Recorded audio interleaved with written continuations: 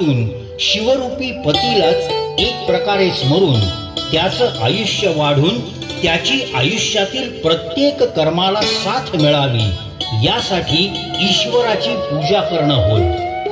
म्हणूनच ज्येष्ठ महिन्यात येणारी पौर्णिमा वटपौर्णिमा म्हणून महाराष्ट्रात मोठ्या प्रमाणात साजरी केली जाते.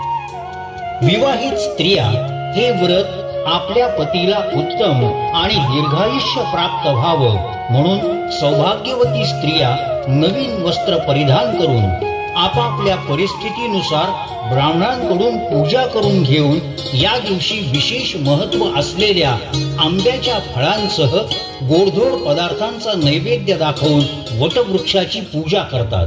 ओम वटवृक्षः अक्षयवृक्षः अहं जलं समर्पयामि.